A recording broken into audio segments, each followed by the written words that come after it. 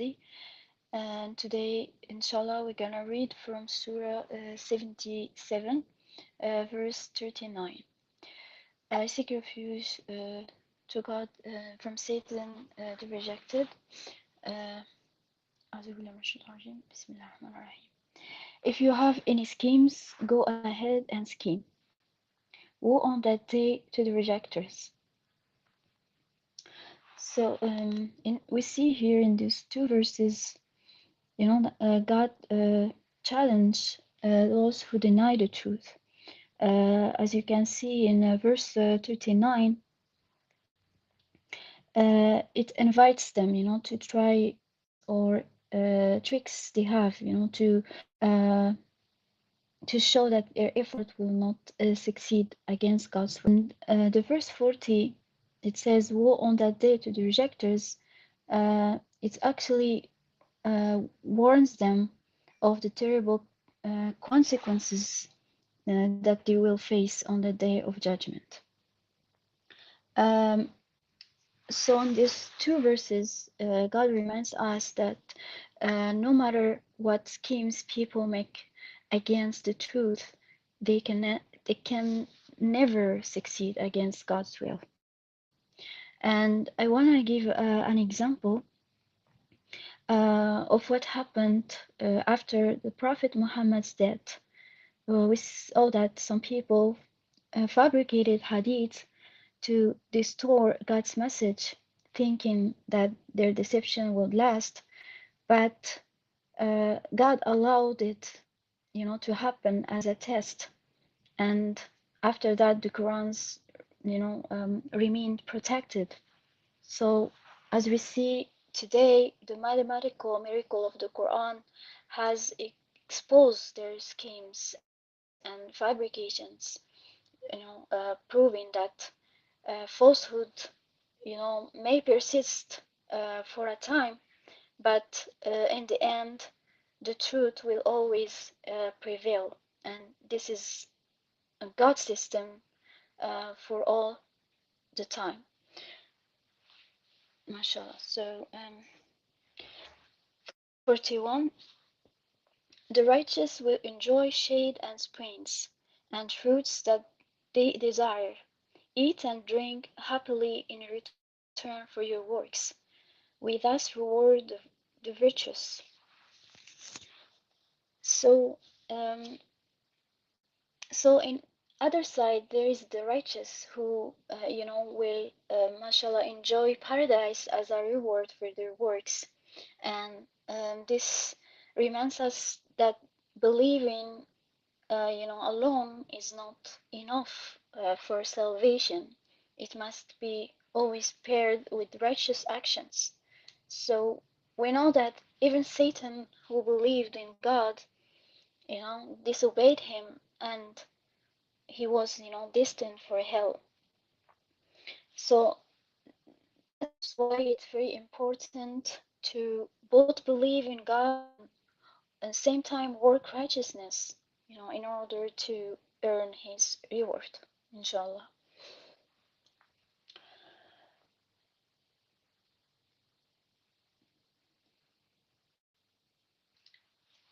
Woe on that day to the rejectors. Eat and enjoy temporary, you are guilty. Woe on that day to the rejectors. When they are told, bow down, they do not bow down. Woe on that day to the rejectors. Um, as we see here in these verses, God warned that enjoying life for a short time does not remove guilt. And I want to give an example. Think about a person, for example, who knows that he will soon go to the prison for the rest of his life, right? So even if he eats well and have fun for, a little while, so that cannot change the fact that he's guilty and he's gonna go soon to the prison for for his the rest of his life. I'm talking just an example of this worldly life. So similarly, those who reject God's message, you know, um, may have temporary pleasures, but the you know the fact that they are guilty will not be removed. And also the word bow down here can mean I think more than one thing.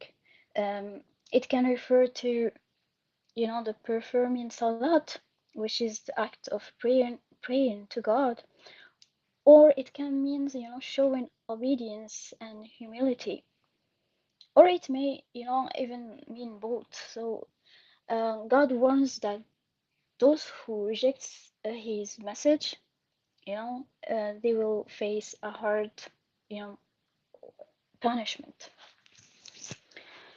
um, 50. Which hadith other than this do they uphold? So here in this verse, we see that God directly mentioned the word hadith, making it very clear that he is referring to fabricated hadith. Um, so we see that when he asks, which hadith other than this do they uphold, uh, he's actually pointing out that any hadith besides the Quran is man-made and not part of his, true guidance. Uh, so this verse shows that the Quran alone is the source of divine truth, and following anything other than that, leads people, away from God's message. We should be very careful about that. Um, so now we will move to the next surah, God willing, the surah 78, the event, An-Naba. Bismillahir Rahmanir Rahim, in the name of God, most gracious, most merciful. What are they questioning?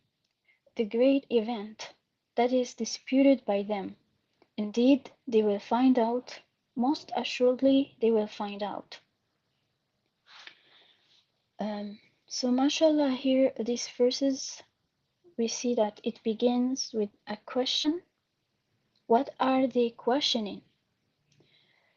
Um, so, the answer here is the great event.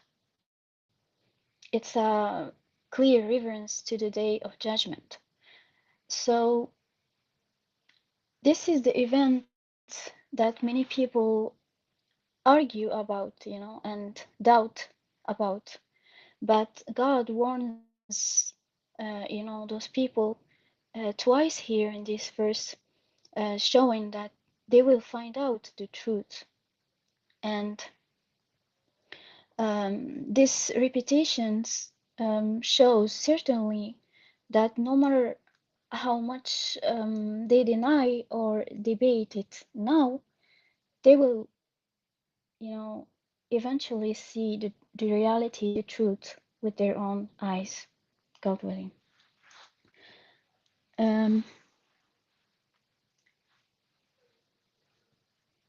did we not make the earth habitable and the mountains stabilizers? We created you as a mate for one another. We created sleeping so you can rest. We made the night a cover and the day to seek provisions. We built above you 7 universes. We created a bright lamp. We sent down from the clouds pouring water to produce with it grains and plants and various orch- orchard, orchards. Sorry. Um, so, mashallah, beautiful verses that reminds us of God's blessings in His creation. Um, so, as we see, In those verses, a lot of blessings, like, he made the earth a stable place to live, and he placed mountains to keep it firm, as we know that scientifically what means in science. Also, he mentioned that he created people in pairs, giving them companionship. Also, sleep was designed for rest, the night for cover, and the day for working and seeking provisions.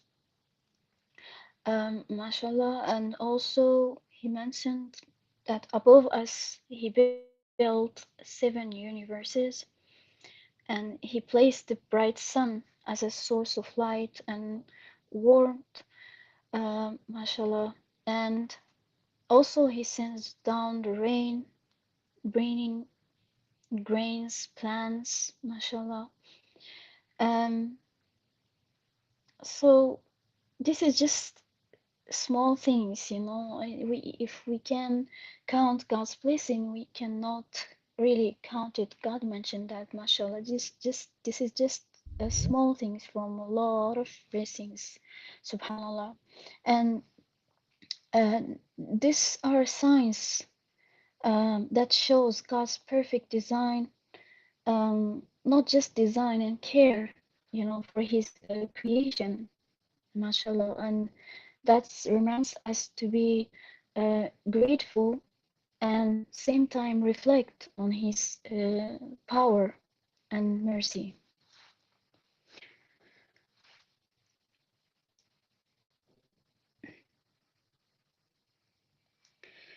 '17. The day of decision is appointed, the day the horn is blown and you come in trance. The heaven will be opened like gates, the mountains will be removed as if they were a mirage. So, mashallah, here these verses describe the day of judgment, a time when God's final decision about all people, it will be made. You know, um, so on that day, everyone will gather together in large groups, and he described that the sky will open wide like gates, and also the mountains, which seems now this life so strong and solid, on that day will be vanished like a mirage, showing how everything in this world is temporary compared to God's eternal power, mashallah. And reflecting on the verse about the sky opening like gates, uh, I think that it represents um, a shift from the physical world we know to the unseen, like the spiritual world. So um, the gates often, symbolize a passage or a transition on the day of judgment. So on that day, everything, hidden will be revealed. Um, that day we will see the angels, we will see our souls, everything, God, everything that was hidden from us here. Um, so in general, this is a very powerful image to remind us that that the day of judgment will be really a moment of awesome. It's awesome moment, uh, and also I don't want to say terrifying because it's gonna be terrified just for the disbeliever, but beautiful for the believers. Mashallah, I can say that it's a moment of transformation, big transformation, mashallah. Um, okay, so moving to the next verse, 21.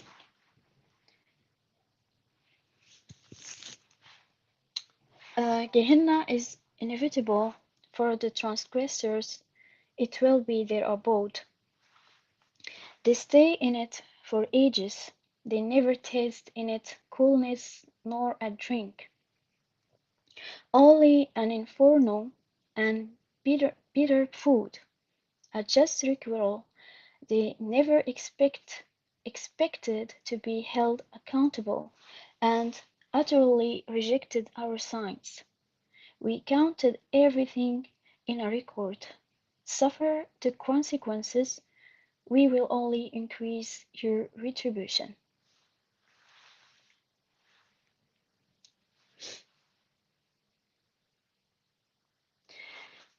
So, as we see here in this verses, God is warning, that hell is certain for those who transgress and ignore God's guidance.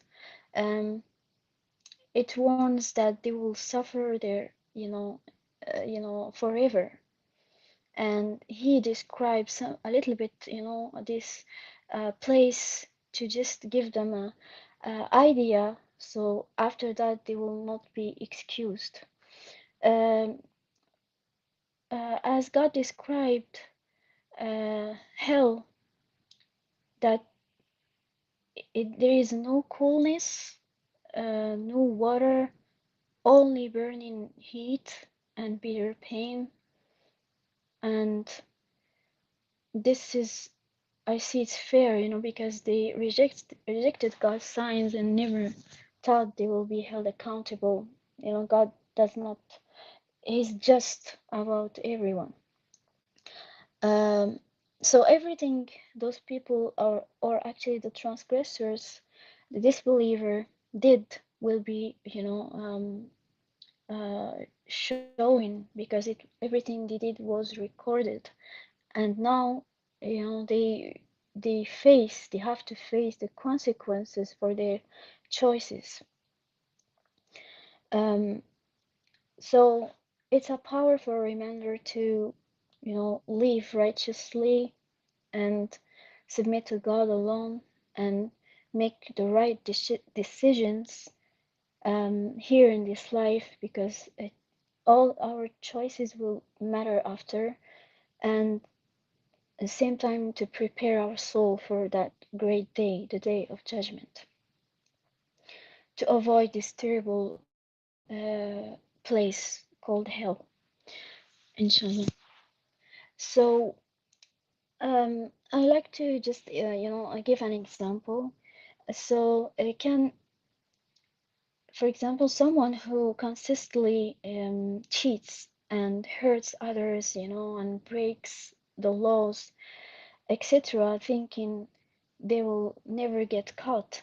So they live carelessly, ignoring the warnings and advices. But one day, their actions catch up to them, and they're held fully accountable. They can get charged, or possibly, sent to the prison, for example. So their careless actions lead to real consequences, and now they must face the punishment. Just giving an example from this life to just make it very close. Also, I like to give I like this example too, about a student who never studies, skips classes, and ignores the teacher's advices, and when the exam day comes, they're unprepared and fail. So, so this student had every chance to do better, but they choose not to. So similarly, this verses reminds us that life is a test, and we must prepare and take it seriously, you know, to prepare ourselves to the exam, the day of judgment. By what? By following God's guidance. God sends us this book fully details just to guide us to success in this world and the other and for eternity, inshallah. Um, 31. The righteous have deserved our reward, orchards and grapes, magnificent spouses, delicious drinks. They will never hear in it any nonsense or lies. A reward for your Lord, from your Lord, a generous recompense. Um, so beautiful, mashallah verses. So just like the good student who studied hard, that paid attention in the class and prepared well for the exam, the same like the righteous will be, also rewarded for their efforts. So, mashallah, when the results come out, for example, that I like to give the students gets top marks and praise from their teachers, and they will have a bright future ahead.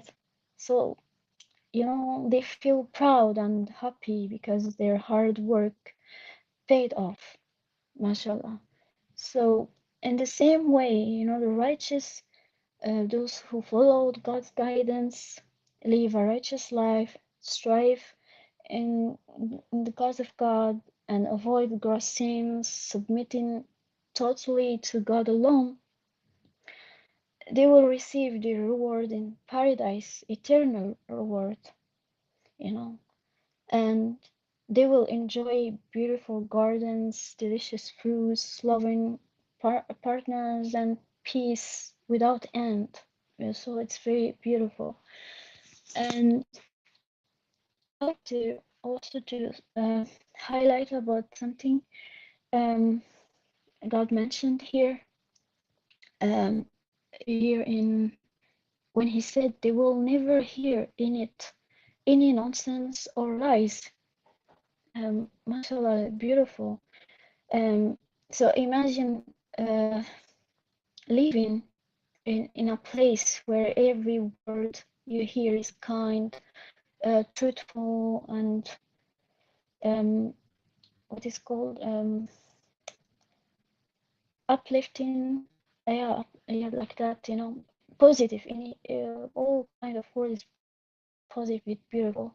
There is no lie, no stress, no drama, no fear or of being hurt or fear of future or being deceived or anything. Subhanallah, um this is part of the reward God mentioned, a life of complete peace and harmony. And this verse reminds us that paradise actually isn't just about physical pleasures, but also about spiritual and emotional peace, which is even more precious. SubhanAllah. Um, 37. Um, Lord of the heavens and the earth, and everything between them, the most gracious, no one can abrogate his decisions. The day will come when the Spirit and the angels will stand in a row. None will speak except those permitted by the most gracious, and they will utter only what is right. Such is the inevitable day. Whoever wills, let him take refuge in his Lord. We have sufficiently warned you about an imminent retribution. That is the day when everyone will examine what his hands have sent forth, and the disbelievers will say, "Oh, I wish I were dust." Uh, SubhanAllah, powerful verses. Um, and here, mashallah, the verses reminds us of God's absolute power as the Lord of the heavens and the earth and everything in between.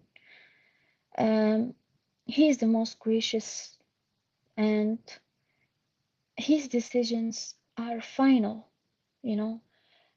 Nobody can change it, no matter what. His decisions are final. And those who rejected God's guidance will feel a deep regret, wishing, God mentioned that they wish that they are dust.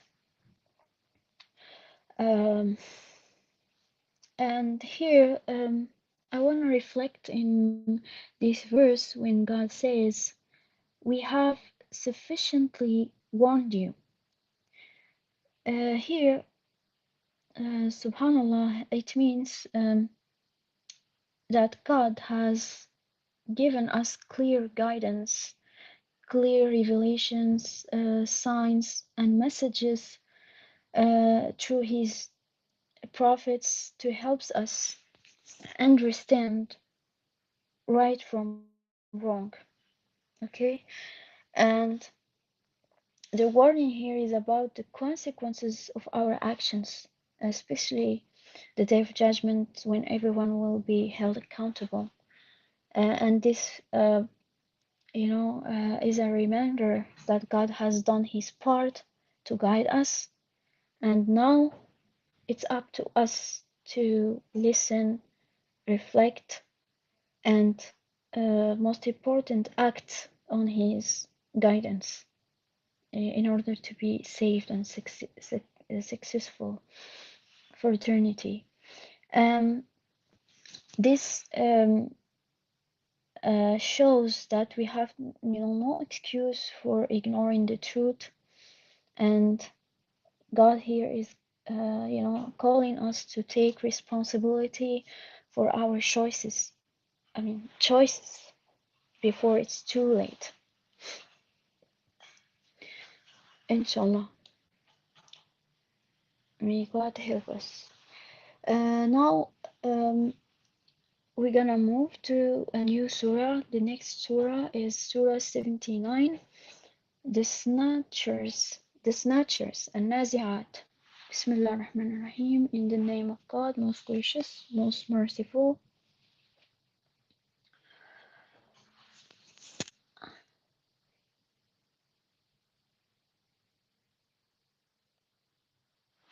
The angels who snatch the souls of the disbelievers forcibly, and those who gently take the souls of the the souls of the believers joyfully, and those floating everywhere, eagerly racing with one another to carry out various commands.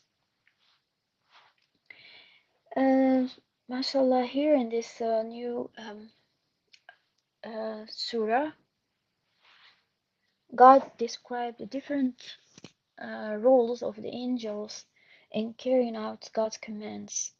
So, as we see here, some angels take the souls of disbelievers forcibly, showing, the harsh consequences of rejecting God's truth. And the other hand, others gently and joyfully take the souls of the believers, reflecting the peace and reward that come with, submission and obedience. Um, and subhanAllah, this contracts reminds us of the two paths in this life. One of the disbelievers that leads to a difficult end, and for the believers uh, that leads to peace and joy. Um, so their lives and deaths are not the same. Believers are blessed with peace, hope, and divine light, while the disbelievers remain in confusion and regret, and misery, as mentioned in Surah 45, verse 21, when God says, those who work evil expect that we will treat them in the same manner as those who believe and lead a righteous life. Can their life and their death be the same? Wrong indeed is their judgment.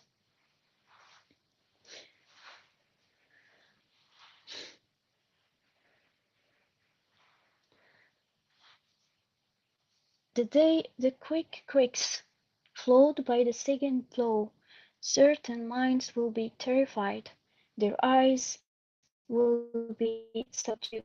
They will say, "We have been recreated from the grave. How did this happen after we had turned into rotten bones?" They had said, "This is an impossible recurrence. All it takes is one nudge, whereupon they get up." Um, so in these verses, we see that it described an event which is the day of judgment. Uh, when the earth will shake, violently, followed by a second, even more powerful blow. Um, and it described the people on that day that they will be filled with terror. They will be shocked, um, realizing they have been brought back to life after turning to dust and bones. So they will ask, the famous question, how can this happen after we've turned into nothing? So this is, God give a response to those who mocked the idea of resurrection, saying it was impossible. Here, God, reminds us that it only takes a single command from Him to bring everything back to life, just as He created us the first time. So, mashallah, He can easily resurrect us. He's the most powerful, the Creator, mashallah. Continue. Verse 15. Have you known about the history of Moses? His Lord called him at the holy valley of Toa. Go to Pharaoh, he has transgressed. Tell him, will you not reform? Let me guide you to your Lord, that you may return reverent. He then showed him the great miracle, but he disbelieved and rebelled. Then he turned away in a hurry. He summoned and proclaimed. He said, "I am your Lord Most High." Consequently, God committed him to the retribution in the hereafter as well as in the first life. This is a lesson for the reverent. Subhanallah, here we see the story of Moses and Pharaoh. Uh, I see that this story is a powerful reflection of the Day of Judgment, because we were talking about the Day of Judgment, and the story of Moses, came up. It's not a coincidence. I think it teaches us about, um, it's like an example uh, uh, to make us see more um, about the consequences of rejecting the revelation of God, the arrogance. Also teach us the importance and of God's revelations. And as we see here, Pharaoh's rejection of the truth led to his punishment in this life, and the hereafter. Just as those who, reject God's guidance, they will face the same consequences on the day of judgment. Um, also, uh, this story reminds us of uh, the ultimate justice that waits everyone, and inspire us to follow God alone, live a righteous life with deep awareness of the hereafter. and prepare for the day we stand before God, inshallah. Um, 27. Are you more difficult to create than the heaven? He constructed it. He raised its masses and perfected it. SubhanAllah, these verses reminds us of God's infinite power. Uh, he challenged those who doubt, the resurrection by asking, "Are you more difficult to create than the heaven?" You know, um, he created the vast, perfect universe. It's a huge universe. Is not just one universe, 7 universes. It's very, very, very huge. You can't even imagine it with our small brain. Um, but God created it, so He, easily can resurrect humans. It's nothing for Him. Something very easy to do, and this is a powerful reminder for His greatness, and also in the same time it's a call to trust in His power, and at the same time prepare, for the day of judgment. Um, I think I finished, and inshallah, may God help us to make it to heaven and prepare for the day of judgment. Uh, may God help us all. Thank you for listening. And if you have any comments or questions, please feel free. Thank you. MashaAllah, thank you. Great study. Welcome. MashaAllah. Thank you. Mashallah. Thank you. MashaAllah. Thank you. Mashallah. Thank you.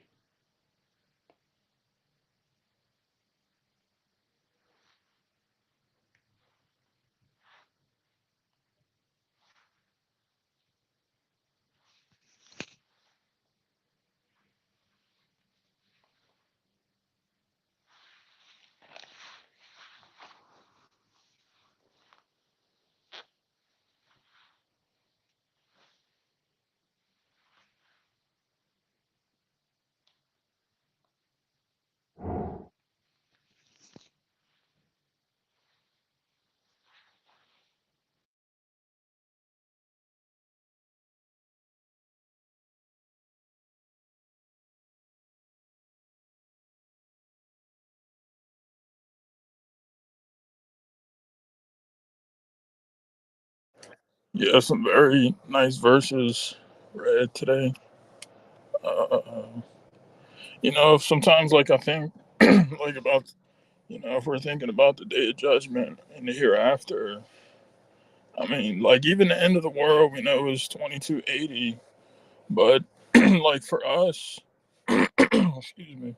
I mean, for humans alive right now. Uh, I mean, practically speaking, I guess maybe this is incorrect, but I mean, like I mean, like after we leave from this world, I mean, it's pretty much because I think my understanding is like is gonna happen pretty quickly. Like there's not like the messenger had said, we're not gonna have to wait like in a depository for hundreds or thousands of years or anything. Like after our worldly life ends, I mean, it's pretty much gonna uh, maybe just feel like a day or something, and then uh, so in the sense of like uh, me having like 50 years or something or less, I mean, I don't know when death comes. I mean, it's in that sense it's extremely close. It's like sometimes like we might prepare, or like the average person um, might prepare like, okay, 20 years from now, I want to have this, or this home or something. But in reality, like 40 years or 50 years from that time is going to be essentially the day of judgment. Because I mean, once they pass from old age or something, and they move on to the next life, it's going to be pretty instantaneous from, so because we're not going to have to wait, like it's not going to feel like 100 years. We're just sitting around waiting, so like in that respect, it's, uh, you know, um, it's interesting or helpful, like in keeping priorities straight. I mean, at least for me. You know. Mashallah, but there's a I think there's a surah in the Quran where you were just saying, where it talks about how how close, and inshallah, you guys correct me if I'm wrong, but how close, I mean, how fast is, people are gonna be like, oh, I only stayed a couple days, and I think it goes like, the um I can't remember exactly the verse, but that's, they say like, oh, like they only feel like they were here in this world a couple days. Yeah, mashallah, I know what you're talking about. Yeah, it's, I think they said they're gonna bear witness that they lasted but part of a day, and then those blessed with knowledge will say you lasted until God's decree, until the day of resurrection, and this is the day of resurrection, but you failed to recognize it. Okay, mashallah. So I think that, I don't remember. Maybe that's from Surah 42. But yeah, there's another verse too that, like, as far as God is concerned, and we know everything with Him is like the most accurate and the most truthful. I mean, He is the source of all truth. And in Surah 42, it says, as far as God's concerned, it's but a um, it's but a blink of an eye away, or even closer. So like we Okay, probably just blinked our eyes several times since we were talking, and you know, but I mean, thank God for the time we have too, and out of His mercy of coming back to this world, even though we don't remember it now, but we believe in what happened in the first life, and mashallah. mashallah.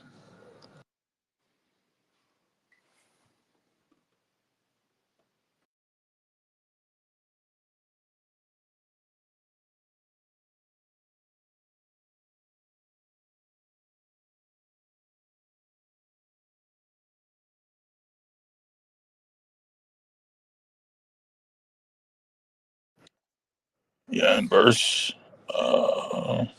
46 of Surah 77, eat and enjoy temporarily. You are guilty on that day to the rejectors when they're told bow down, they do not bow down. Yeah, I mean, I've even heard people. It's interesting because I've even heard people accept like the ideology or their religion is like, uh, kind of like, I mean, I think me and you even talked about it, Raphael. YOLO, you only live once, so just get what you can in this life, and there's no rules. Uh, doesn't matter if you hurt people. Take what you can, and because this life is all you have, all they think we have, and so we can see their behavior reflects it. And then for people who are told that don't observe the contact prayers, or even may think that,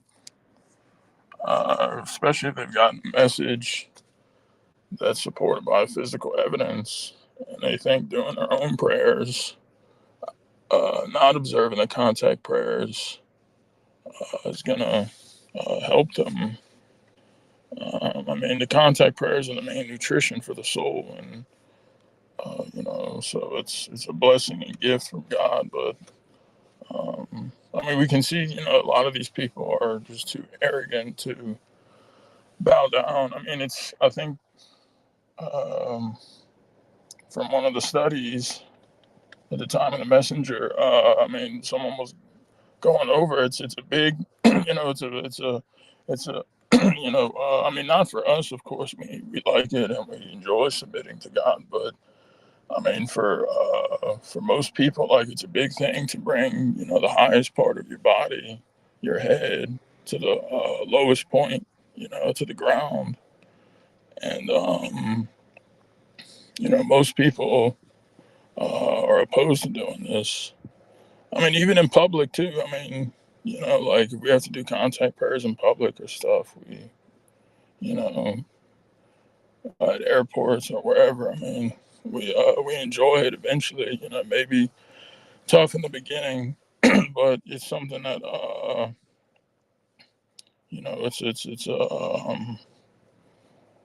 it strengthens us, and it's something that because we believe in God, and um, it's for our own benefit too. We don't want to be like these people. Uh,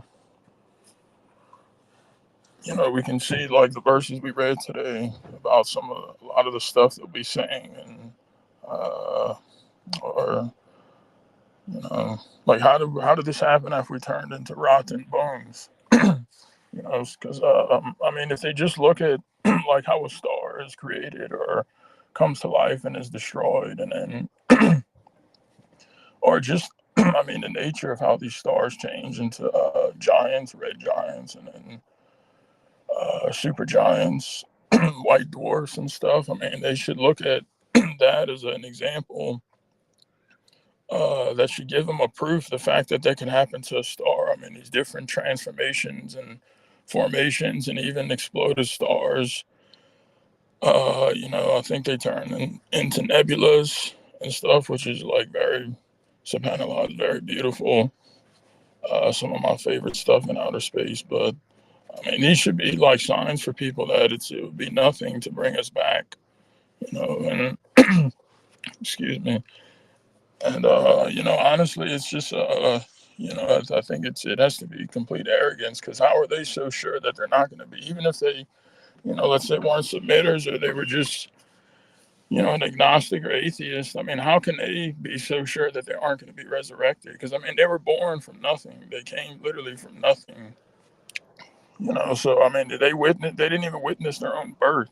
So how can they be so sure and boast arrogantly, and then you know say that they're not going to be resurrected? They're just it's just like the epitome of arrogance. To be so sure, and then to try to lead others astray as well. But yeah, that's all I have. Mashallah.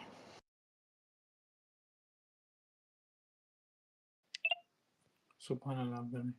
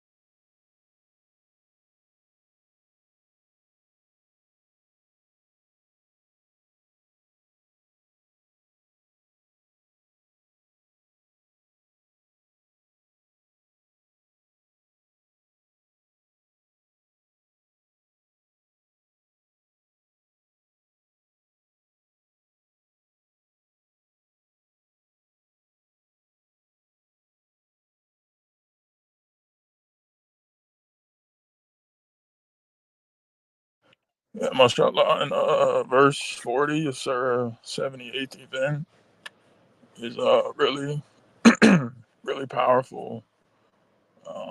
Like, excuse me, I'm sorry. Everyone, it says, we have sufficiently warned you about imminent retribution. That is a day when everyone will examine what his hands have sent forth.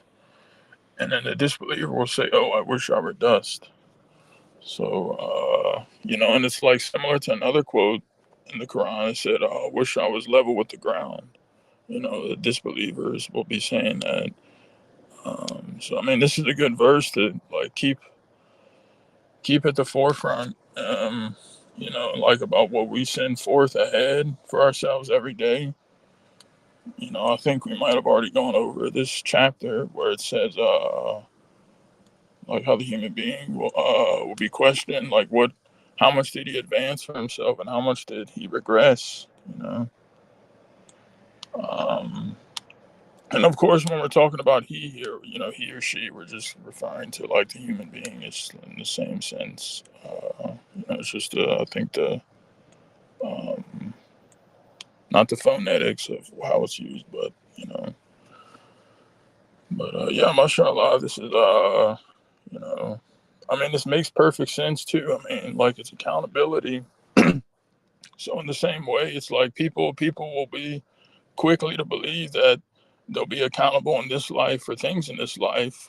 So if they uh, steal from the cookie jar or something at work, they're gonna get punished. And even if they don't get found out, eventually they're gonna get found out at some point.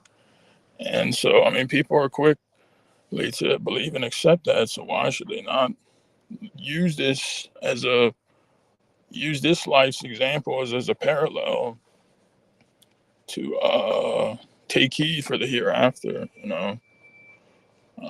Like if you do evil in this life, I mean, of course, it's gonna count in your hereafter. But I mean, even in a smaller sense, I mean, there's a cause and effect.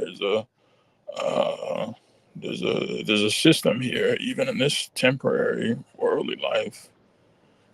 So in the unseen and stuff, there's stuff happening, as we know, stuff happening to the soul, and we can see the people who have done a lot, and really we shouldn't even think like that, But the people who have, because we can always go with the mindset we could do better. Uh, Even in comparison to most people, I mean, we're not even guaranteed salvation ourselves as submitters, so we should really be. Um, you know,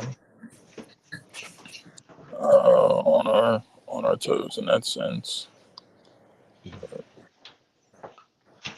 Yeah, mashallah.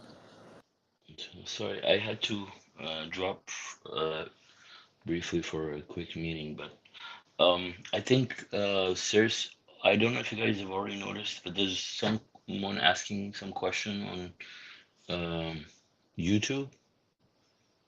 No, I haven't seen. I think Brother Abdullah Okay. usually keeps Yeah, YouTube it says open. something about should we pray in Arabic if a part of it I got a screenshot from which has part of it cut off. It says should we pray in Arabic if or only understand English, and then do not go to pray if you are intoxicated so that you know what you're saying. You know what you're saying means you should know what you're saying. English, French, Korean. It says Allah understands all languages. Well done, so that you know what you're saying. Okay, so yeah, I think so. The question is that God says, do not pray while you're intoxicated so that you know what you're saying. And should we pray? Shouldn't we be praying? Should we? I mean, shouldn't we be praying in our own languages if we don't understand Arabic? So the answer to that is that so the Al-Fatiha itself is very specific words that are numerically composed, and it have been sent by God as a way to contact, just like we have the physical movements of our body, you have the physical movement of your tongue and your lips. Everything is part of it, and you're making contact with God, and it's all mathematically coded and proven by the mathematical code, by the number 19 as well. And so you have to say the Al-Fatiha in Arabic, but the other parts of the prayer, from what I understand, you can say those in your own language, and at least for the starters, you can just start with Al-Fatiha. If you can say the entire thing in one language, I mean, that's good. But if you can't, you just have to do the Al-Fatiha, which is like seven phrases, right? Seven verses only. And it may be difficult for you in the beginning to memorize them, but once you get the hang of it, then it will just be like second nature, and you'll understand what you're saying just for those seven verses, because there's only seven verses, and you'll basically know which one means which if you memorize it in that way, right? And I think um, so. That's the answer to that. And yeah, definitely, we should not be intoxicated either. Um, like whether you're talking about actual intoxicants, or you are talking about being tired to the point that you don't know what you're saying. You have to be present in the moment, and try to be mindful of the words that you're uttering, and making sure you mean them, because this is because if you're saying words and you don't even mean them, obviously the prayer, and you're not heedless. I mean, you're heedless, then you're not making the best of your opportunity that God has given you to grow your soul. Um, and that's that, right? Someone else wants to add anything. Mashallah, brother. I think he put a comment too where he put, well done, Quran and Bible only. Well done, Quran and Bible only. Yeah. Uh, I mean, oh, he said no other hadith at all.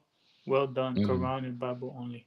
So yeah, so I mean the thing is, Quran is our only source of religious guidance. The previous scriptures are from God, and 90% of what is in the Bible specifically is the truth from God. However, 10% of what's in the Bible is nonsense injected, by man, and by man, obviously from Satan, right?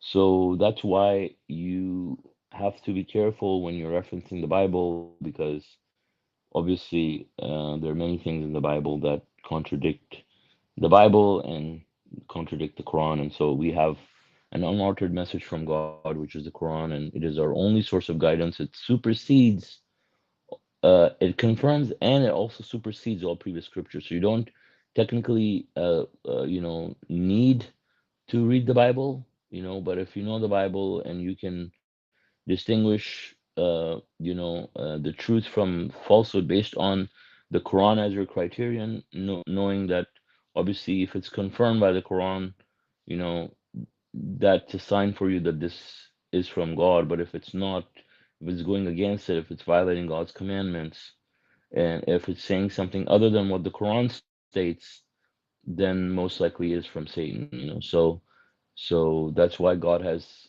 sent us the Quran, because the Bible has been superseded by the Quran, by the Quran. So,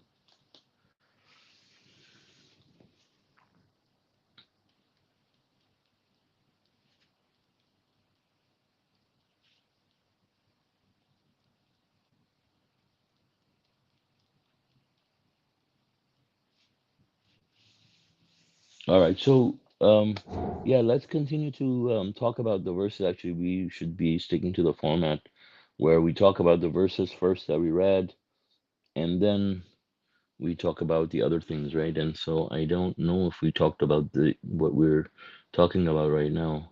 I mean, what we read, what we're talking about right now, but it's more like an off-topic discussion, anyways.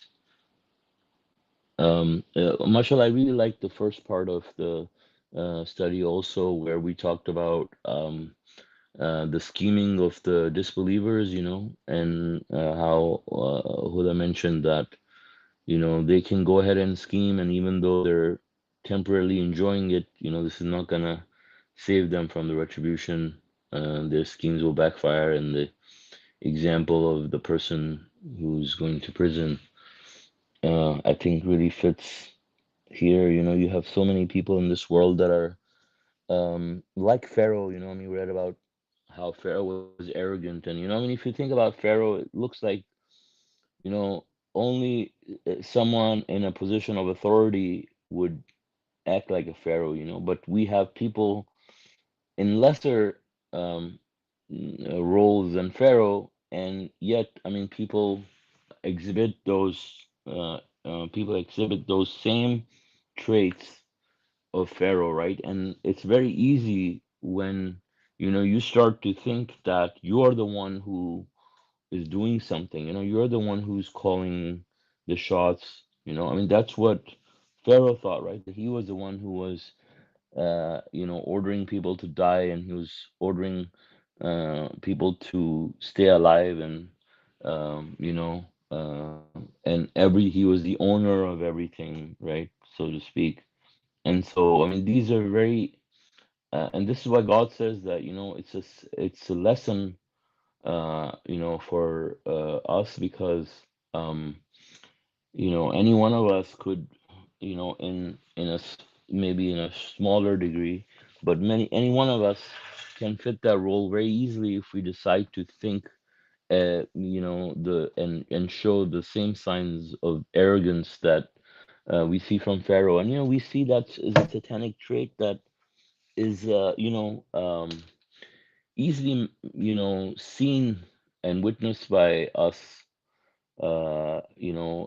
in people every day, all over the world. There are people that are mean and arrogant, rude, and, people with superiority complex or inferiority complex, whichever one. And, just that arrogance that, shows that, they think that, they are better than others, or others are any less in some ways, and people who treat them, um, you know, unjustly. So, I mean, these are all the things that Pharaoh did because he thought that he was in control, and he felt that, he was special. And, he was definitely special, but not in the way that he thought of himself to be special. God made him. He's so special that, God made him an example for the end of almost, for the end of humanity, all humanity, so people can see, what happens to people like Pharaoh. God made an example out of it for us to remember that. And I think that is something that, people should go and look at, um, and so that they can, be mindful of that, and not be like those people. And we can also see that, it also shows to us that, communities who were more powerful, you know, than the communities that we have now. Like if you try to equate that with the power that Pharaoh had, obviously, today's people, or governments can be held accountable in many ways, kings, presidents, but someone like Pharaoh at that time was more powerful and had more wealth, than anyone that we know of now, in that sense. I mean, he could do anything and get away with anything. um, and he had such a huge legacy that he left, with so much power, that he thought he could be also a god. But God shows that, none of that works. You are here for only one purpose, which is to worship God and to grow your soul, to realize that God alone is doing everything, and that no one has any power besides God. And if you, think that you have even a little bit of power, obviously you're going astray. I mean, this is just the reality that I guess we have to learn and relearn as we go through our daily experiences. It's a daily exercise for us to keep training ourselves. How God is the one who's in full control. Like I feel that um, this life is so closely related with that same idea that Satan could be a god besides God. Obviously we're seeing it at play every day. Like we feel that someone else can have some power of any kind, you know, besides God. Nobody has any power, right? God has complete power. We may think that other people are doing things, people we are benefiting from people or being afflicted by people, etc., that they have some authority. But in reality, that is just I mean, pretty much a mind game, that we are in, where we have to keep telling ourselves that no, I mean, it may seem Exactly. like, yeah, it may seem like this is being done by so and so, but really, I have to know and have to remember that God is the one who is doing it, is the only one who is has all the power, and no one else has any power.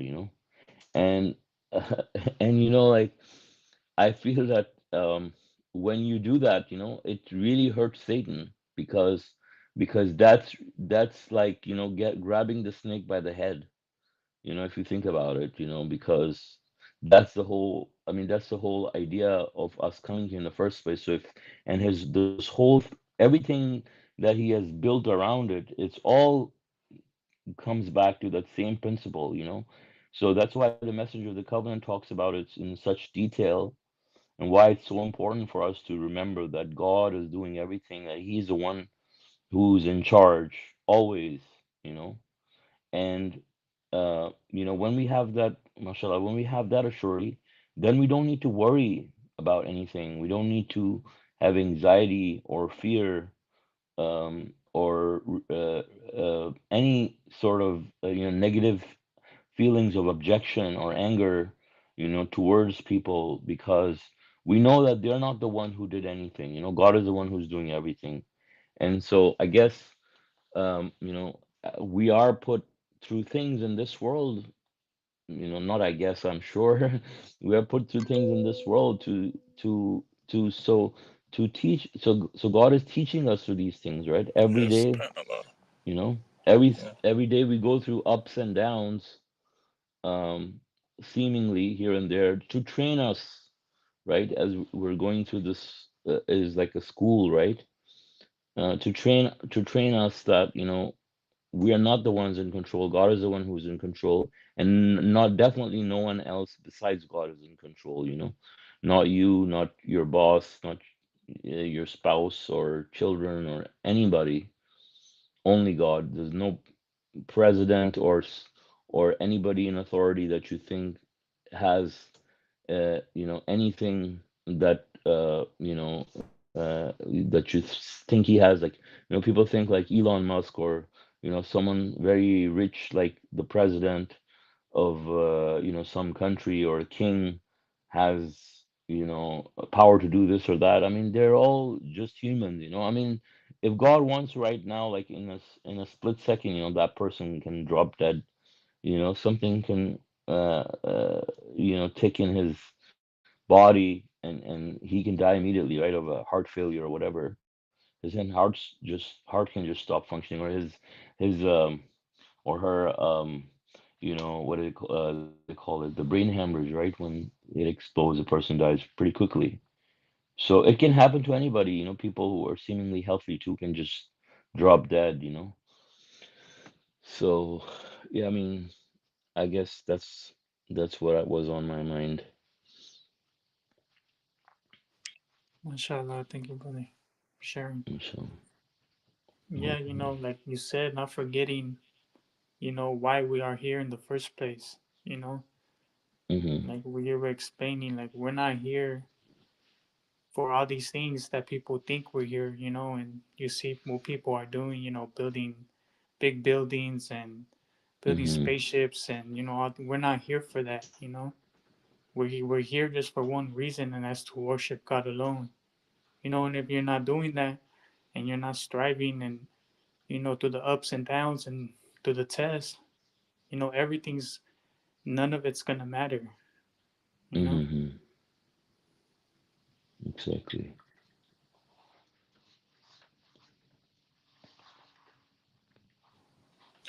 Yeah, it becomes like I think that's why God is running everything. Is it ties into everything. Like as far as because we have the like the foundation and the principles of who is your God. Every 15 minutes you can examine yourself. Well, who was my God the last 15 minutes? And I mean, if you Mhm. and also killing the ego, and then also submitting versus objecting, and like believing in like you had said, working on yourself, and eventually coming to the point that God is running everything, and you believe in it. It's going to take care of who is your God. The question, because you're going to know Mhm. pretty much every minute. You're just going to be thinking about God, like, okay, God's doing this, God's doing that, and then you're going to not worry about anything. But Satan will try to distract us from remembering that. But it's especially good, mashallah, that the messenger especially, he said this was his most important sermon ever. I mean, this is, I think, Mhm. towards the end of his life. And he said, belief in God is not valid unless you know he's doing everything. Because, I mean, it makes perfect sense, because you cannot, I don't think you can become a true, or maybe, I mean, he said it sheds a whole new light on submission, but like Mhm. in the sense of like becoming a real submitter, it's Mhm. you can never object, because like if you realize, like if you, let's say, if you trip on a rock or something, and you might bang your knee on something, and you're gonna get mad or something, be like, no, God's doing everything. Maybe I deserve that for something earlier. Let me examine myself. You're not gonna Mhm. object, like in every other case. Let's say that's happened to me in the past, when I wasn't thinking about God's doing everything and didn't understand it. We're always gonna be liable to object, because like when we know a God's running everything, I mean, it scares us, and I guess in a, or it doesn't scare us, but like in a good way. Where like, who am I to object what the Lord of the universe is choosing to do? I mean, even those Mhm. words you were speaking, even the words I'm speaking now, he's controlling that, and it's Mhm. like very nice to think about. I mean, even like the pigeons and stuff that I'm looking at, like they're Mhm. flying right now. I mean, like if you Mhm. just look at them and be like, because it says the most gracious holds the birds in the air. And you're like, Mhm. how are they even flying? Like, yeah, they have wings and Mhm. aerodynamic, but Mhm. uh, yeah, Yeah. it's a good reminder to talk about that. And Yeah. like you had said, Satan will. I think it's his main objective to not. Because if we attribute like it now, mashallah, like I mean, we can see improvements. I mean, like where we're at in our submission. I mean, God knows best. you know, but we can ask for help, and then, like so I'll see something, something that used to, like, let's say a year and a half ago, or even a year ago, I would see something on the news, or like kind of like you said, Elon Musk is doing this and that. Like, he's not doing anything. He's like, what we humans may even think this is bad. Like, no, everything that is happening, like God is running. I mean, just like how Joseph went to the prison in order to become, Mhm. and also in the same way how his brother, he had to hold his brother. Mashallah, I was listening to the sir Mhm. this morning, and how he had to hold his brother, and then so I mean, everything's like in the sense of like we're realizing, like, mashallah, God's plan is the best. So these Mhm. people that are trying to scheme actively against the people, they're allowed to, but they're really scheming against themselves. Like they're the real fools, and they don't even realize it. Like they don't have any power, and they're just like I look at it like they've essentially signed up for the role to be a tyrant. Mhm. Like maybe in the first life or something, or they like, oh, I want to do that, and like, okay, and God will help them in that decision, and they're just, it's like I'll sign up to be a pharaoh, and then I'll Mhm. rule and enjoy temporarily, and they're just gonna further condemn themselves by their own Mhm. actions and willingness to, take on that role in this world. Yeah, I mean, people, the egos are so easily recognizable. I mean, once you're a submitter, you can see and you understand what ego is, and how all these people that have their egos as gods. I mean, we know that is a root cause of the humans, um, you know, coming down here is their egos that brought us here, and so we have to work on our ego in the sense when we understand that God is doing everything. Because obviously, because if you say that God is doing everything, obviously you're taking away from your ego, because your ego wants to think that no, that you are somebody who is doing something. And if someone else is doing something against you, let's say, that you have to show that you're in control and you're the Yeah, it's like boss. you And gotta, like, I'm gonna show you. You're not gonna drive yeah. like that and pull out in front of me and almost cause me to get in a wreck Hmm. or something. Which, mashallah, like in the Yeah. past, you know, I mean, even like a year and a half ago, 2 years, when I started the work I'm doing now, I would get, upset, but then I would catch myself. Hmm. But now it happened last night. And instead of like getting Uh-huh. angry at this 18 wheeler, like I'm like, oh, thank you, God, for Uh-huh. saving me. Like, even though I had to swerve out the Uh-huh. way and stuff, I was like, oh Hmm. man, thank you, God. Like in the past, I was like, oh, I was gonna Hmm. beep at him or something. And then later I was gonna Hmm. be regretful and remorseful because this Hmm. happened. It was like, oh man, I have to repent, or Hmm. maybe I have to pay for what I did. But Yeah. now, mashallah, it's Yeah. just, but it's, yes, it's something like you said. I mean, like we've talked about so many times, you really have to like stay on ourselves, like Hmm. keep telling ourselves this, and ask God to, please help Hmm. us to Hmm. this to become part of us, Hmm. because it's. And then, Yeah. and by doing that, we make God our God. So, like, if we're constantly thinking about working on it and doing it, like for the whole, I mean, God becomes our God. And also, so it helps us in Hmm. that sense too. So yeah, so like you play computer games, right? And it just I think it's almost like a computer game. Like you have how you have levels inside the game, right? You go through level one. Yeah. Oh, there's a beginner. Then Hmm. you have level two. Where you have some more stuff come in. Then you have level three, which is gonna be more advanced. So I feel like we go through those as we train ourselves. Like, and so like stuff that maybe used to get you upset before, you had a smaller threshold until you object, and now maybe you still have a threshold, but it takes a little bit more to Yeah. bring that out, Yeah. Yeah. Mashallah. Yeah. Like, for example, if I would have got hit, how would I react? That's a good. Hmm. That's Yeah, I a mean, good example. eventually, Like, I have to prepare myself too. For yeah, that. yeah, eventually, like, there was this, remember, there was this show on MTV, what was it called? With Ashton Kutcher, where they try to keep, I forgot the name. Anyways, they try different things until the person loses his cool. um, Punked. Well, there's Punked and there was another one, I think. Anyways, similar stuff, right? So, yeah. So I mean, I feel like for me, like things still happen, but it takes maybe a little bit more than what it would take maybe a few years ago, to get the same reaction out of me.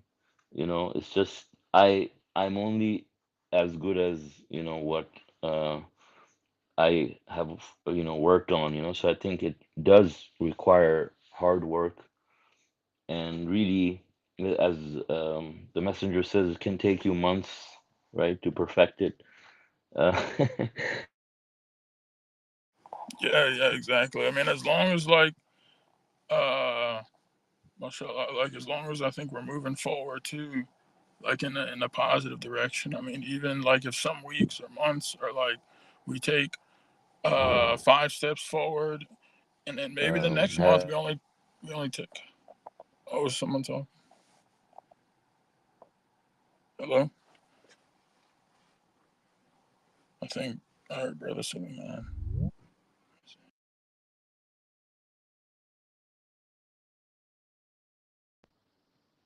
my connection dropped while I was talking.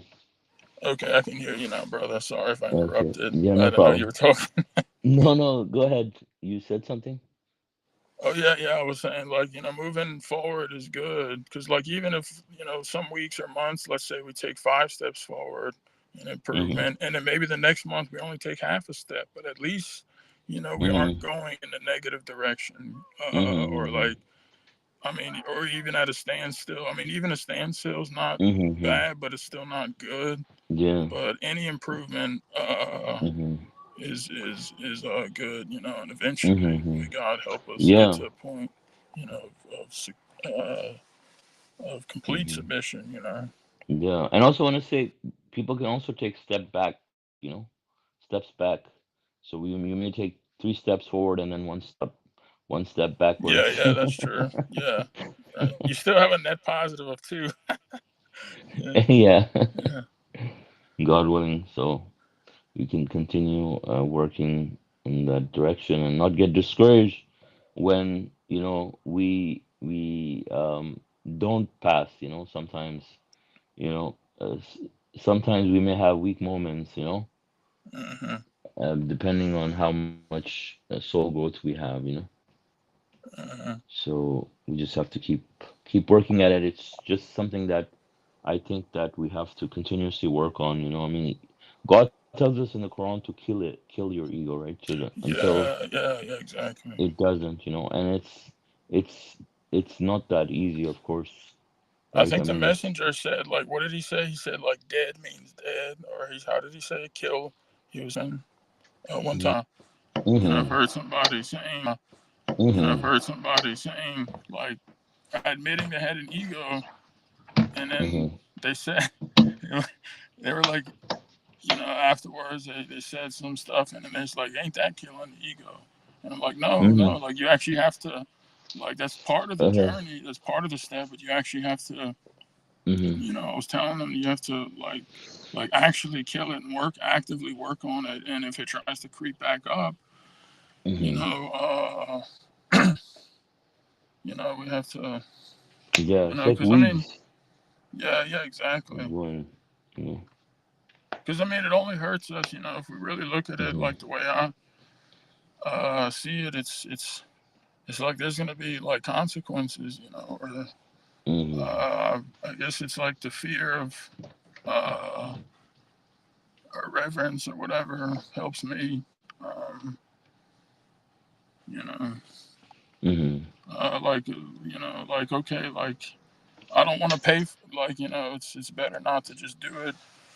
Right? I mean, because afterwards, like after when it's happened, like the example when I like had messed up in the past, it's like that the regret and feeling because you know better as a submitter.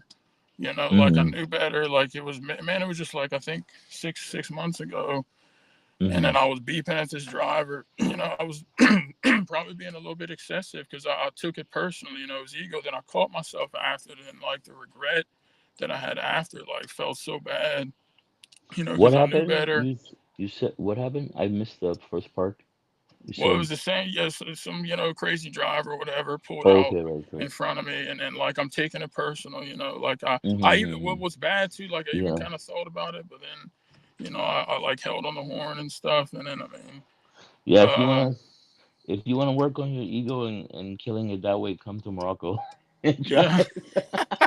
yeah. I mean maybe, but yeah, no. I mean the feeling I got after, like, cause I knew. like after it was so much like it felt worse than like uh and so that's kind of I Yeah. guess what's helped me like because Yeah. you realize after like you confess your sin, but you still shouldn't have done it in the Mhm. first place because like I'm like, oh man, Mhm. I'm supposed to be submitting. Who am I to object? And then like Mhm. the feeling is just so bad, like Yeah. how could you let yourself down, how could you let God down and stuff. And so that's kind of what, like, so when it happens again, it's like, no, I don't want to feel like that, like it Mhm. just sucked, so then like mashallah, God's Mhm. running everything. Yeah. And then they Yeah. realize, I oh, they're mean. not doing anything. Like maybe God was trying to get my, what I start telling myself now, like when something I may want to object happens, I'll Mhm. like, I don't even think it's tricking myself, brother. I like tell myself like, well, maybe he was trying to get my attention that I need to like put on my Mhm. seatbelt or Mhm. something, and I didn't have my seatbelt on. I'm like, oh, like maybe that Uh-huh. person Yeah. flashing me and when my brights weren't Mhm. even Mhm. on. And I'm like, oh no, why, my brights aren't on. I'm gonna flash. Mhm. Mhm. I don't think like that anymore. And like, oh, maybe I need to Mhm. slow down. Maybe I need to get off my phone or something. I'm like, Yeah. maybe that was like a signal from God, the way I'm just Mhm. look, because He's running everything, and so Mhm. like communication or something. But anything I can Mhm. try to tell Yeah. I myself mean, it's to. very possible that they are trying to get your attention. Definitely. when, Yeah, I mean, maybe I was like, when yeah, yeah, but I mean, like when you're in the U.S., it's possible they're just trying to get your attention. But what I'm saying is here, you can be rest assured, there's nothing um like constructive from the people's perspective. It's mostly, well, God is the one, yes, hmm who's trying to get your attention, but everybody just wants to pass anyone else if they don't care. Like, there's obviously um are there you know streets and stuff huh. with the lines, or is it? Yeah, I mean, I heard like Egypt is worse. But yeah, I mean, see, people cut you off everywhere. Like, if you go in a line, let's say, you're standing in a line, nobody will care you're in a line. They'll just cut you off, if they want to. If they see like you're, not paying attention or Wait, whatever, like if like you're that. standing in a line, like to check out or something at a store? Yeah, like a checkout at a store, or in your car, you're lining to park, whatever. It's Wow. like Yeah. same. But I mean, it's not just in Morocco. I mean, it's Yeah, yeah, all yeah. these Right, countries, right. Middle East and Pakistan stuff. included, Yeah. and yeah.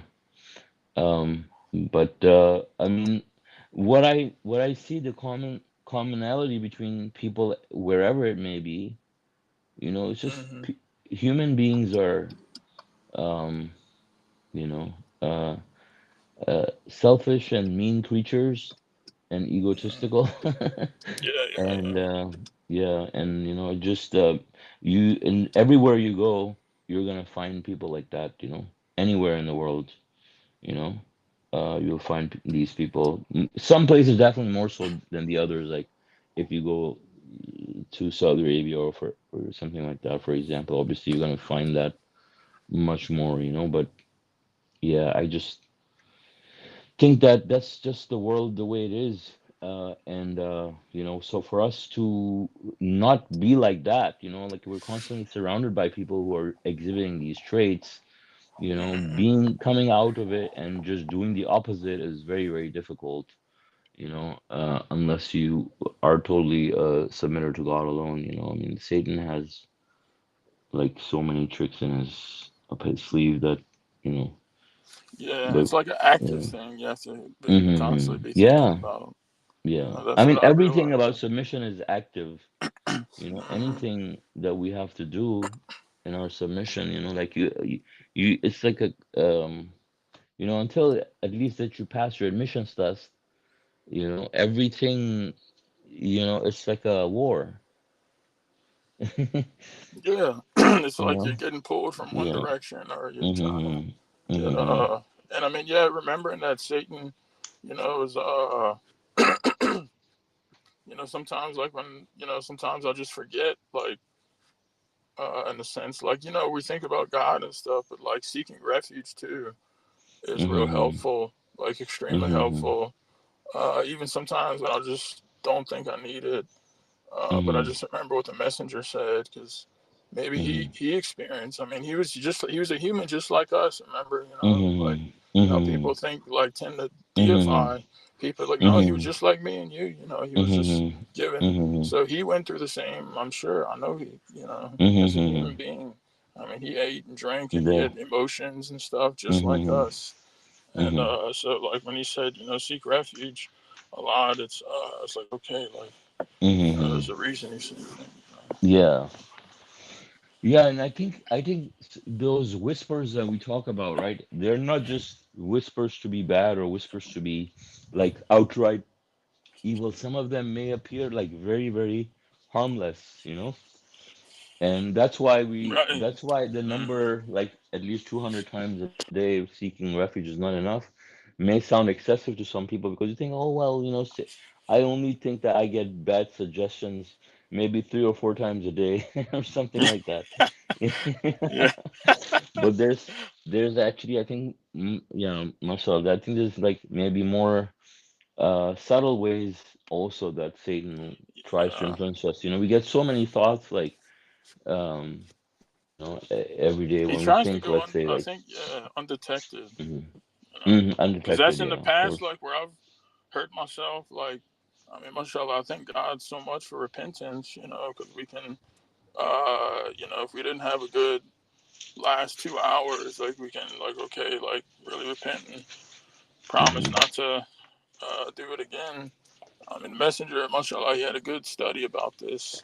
But yeah, like the times, it's like it's when you don't, like you were saying, he'll try to go undetected, or something that seemingly Hmm. you don't perceive as. Hmm. He won't even let you, uh, but yeah, I mean, once you realize like Hmm. You should what's going immediately on, you're repent. like, oh yeah, it's like we're not gonna.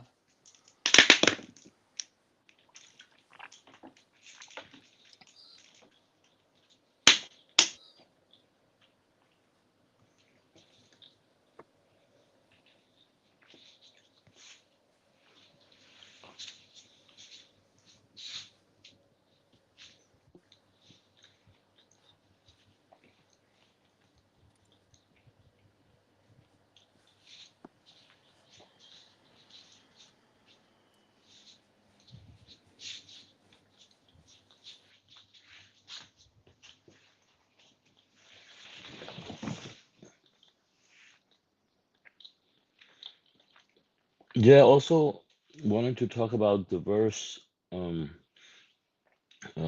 that Marsha was talked about in today's study about God being omnipotent and raising the masses, you know, um, in the sky. I think like when you picture it, um, it really, um, I think like it really, and you think about the sheer size of those heavenly bodies, I mean, I think it helps us understand, God's power. I mean, how those, you know, I mean, we can't even understand, like wrap our minds around the size of the earth, even though we see it, right?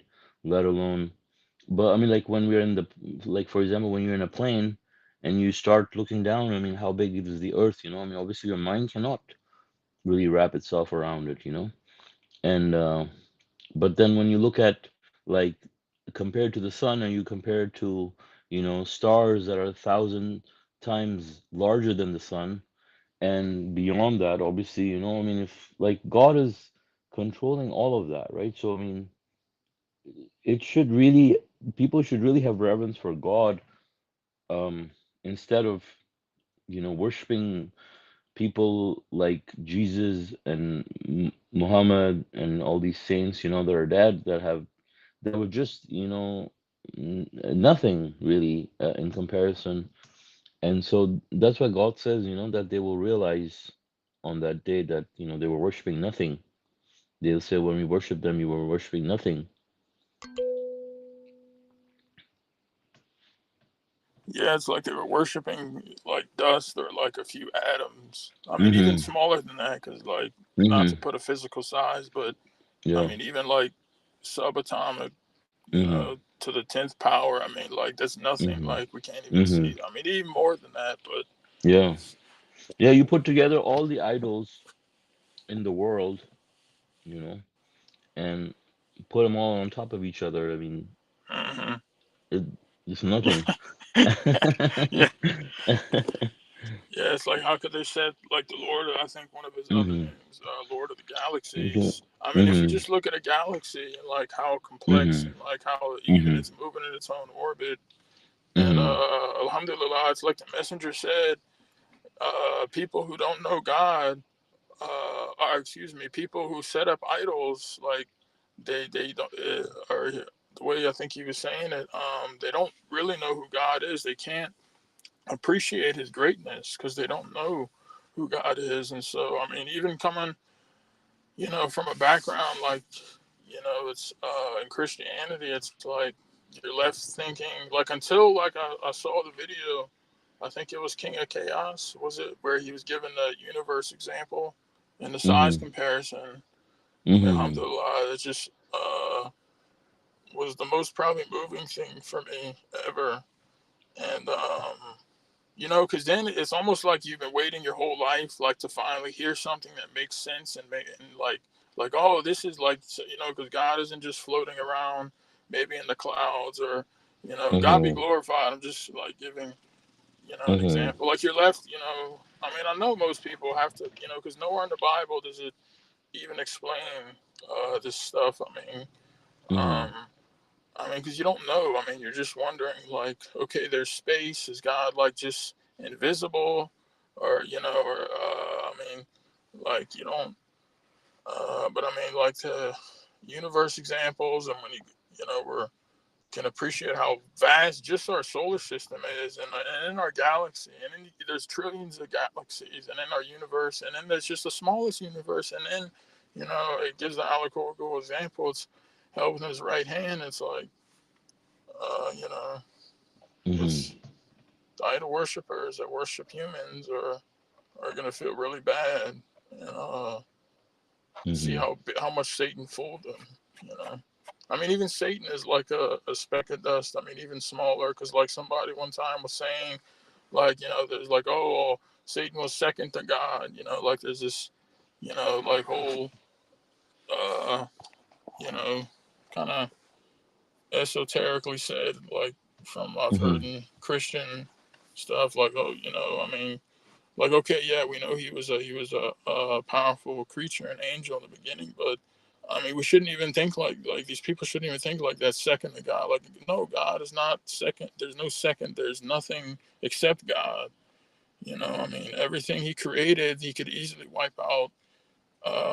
Like just make him disappear, if you will, and it's like he didn't even exist. He's kind of like how the messenger said, uh, like when people say, "Oh, God is my number one," well, you shouldn't say that because it means then you have a number two. Like God's my number one. My children are my number two. My job is my number. Like there's God alone, and that's it. Nothing else. Mhm. Like he said. I forget where he was talking about that, but I really like that because I hadn't heard that before. I mean, it's true. If we think like God's my number one, and then we have these other things. It's like okay, yeah, God could be your number one, but then you still have like you're doing committing idol worship. Like, well, was Jesus your number two, and then your family's Mhm. your number three and stuff. But it's still associating, and then some people make like God be glorified, like make like God isn't even on their list. I mean, as bad as that sounds, Mhm. I mean, thank God for His mercy, because I mean, at one point we were all like that. When we didn't Mhm. know, when we were ignorant, and, unless we were as good as Abraham or something. Mhm. But let me not. Maybe I should make distinguishment of the prophets, but I was just making an example. Mhm.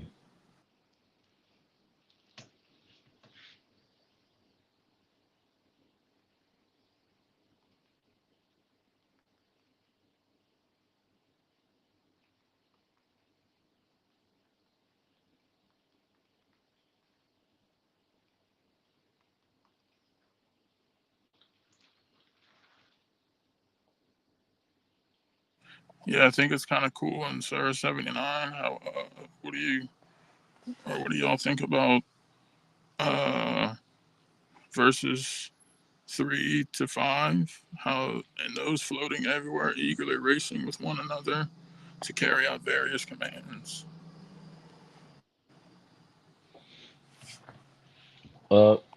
What do we think about that? Carrying out Yeah, various commands? Yeah, yeah. I I guess mean, it's like God they're is. like eager to worship. Like, Hmm. yeah.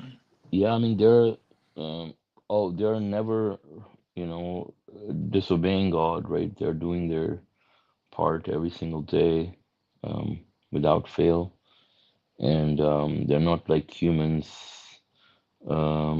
or I mean, they're not robots either, right? Because we have the example of Satan, who rebelled, Hmm.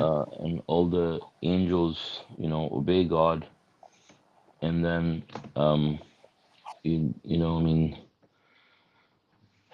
it shows also, that they are powerful creatures. They're much more powerful than us, yet they don't have the kind of arrogance that human beings have, and they are doing all of these things without any arrogance. And like God says, without ever tiring. Yeah, subhanallah. Mm. Yeah, it's almost like eagerly racing to carry out various commands. It's like they're so like happy to submit to God, like in a sense, Mhm. like God tells them to do something, they're like, they're eagerly uh, like working, Mhm. like Mhm. mashallah. That's good. I mean, it's kind of I mean, I don't hope this isn't off topic, but it's kind of like it's kind of made me wonder. In the past, like how could because I know it says the best creatures are the righteous. But like in the sense, like even though they made they didn't even make that bad decision, horrible blasphemy, or the gross crime that the animals, the jinns, the stars, and all of that made in the beginning. So how would how would that play into? How do you think? Yeah, because doesn't it say like the best creatures, or like the messenger was explaining the verses or something? Mhm. Like how would that make like wouldn't the angels be? You know, Yeah, yeah. So I mean, they are not robots, right? right? So we know that they're not robots, but we decided to come down here, um, and that's the difference. That we decided to come down here and go through the test and choose God on our own free will, Hmm. right? So that Right. that distinguishes us from other creatures in the sense that we took the test to go through this and make the decision to worship God freely. Like we were put in a situation where if we wanted to, like, we could disobey God, Like the tempting the or way like something, our like the temptations of the world and stuff in the test. yeah, like Like they we don't could have to be be subject to yeah, that in a like we sense. could easily be like the way I'm thinking about it, like we could, like, angels, for example, um cannot disobey God in the sense that they can see God's enormous presence and everything, power right in front of them Oh yeah, yeah, right yeah, now, yeah. right? I mean, they can't Right. possibly do anything. Like, for example, if a disbeliever goes in front of God now, he's gonna But clearly submit and not do anything because he doesn't want to be, you know, yeah, clearly affected. But God put us in this life, in this setup, in a way that if we want to disobey God, like, we can disobey God. maybe He yeah. makes That's it that's what the easy. mountains and them were afraid of. That Yeah. that yeah, like Like, the we see decision. people easily disobeying God without even blinking, thinking twice, right? Hmm. But I mean, an angel or anyone, any of these creatures cannot do that because, I mean, Yeah, it's like the message. nobody Didn't the can do that. messenger say like, because we've never seen God? Like I Mhm. mean, like he said, I mean, like how he said it. He said that, there's creatures that will worship God without ever even seeing Him or hearing Him or any of that. And it's like Mhm. to prove to Satan and to us, and I think to the Mhm. angels, like that there's creatures that would worship, still worship Mhm. God alone, which also, Mhm. proves, may, mashallah, Mhm. may God make us part of that success, but also proves in God's omnipotence and His greatness, and that there's no other God, and there doesn't need to be any other gods or any. There doesn't need to be, and never Mhm. will be. I mean, it's perfect. May Mhm. God help us to be. Uh, you know, okay, yeah, that's a good explanation. Mashallah, I'm sorry, I didn't know it was Mhm. So- getting late. I No, forgot. no, it's okay. It's okay. It's okay, Mashallah, you're man. Alhamdulillah. striving. That's It's fine. good, brother. Mashallah. Alhamdulillah. Alhamdulillah. I mean, no, seriously, that is like when you're tired and stuff. That is Yeah. striving. I mean, Mashallah. but yeah, mashallah. Okay, so I guess if there are no other comments or questions, God willing, we can conclude our study. So thank you all for joining us, and thank you, Huda, for leading the study. MashaAllah. God willing, our next English Quran study would be on Saturday at 9:30 a.m. Pacific time. God bless you all. Assalamu alaikum. God bless you all. Assalamu alaikum. God bless you all. Assalamu alaikum.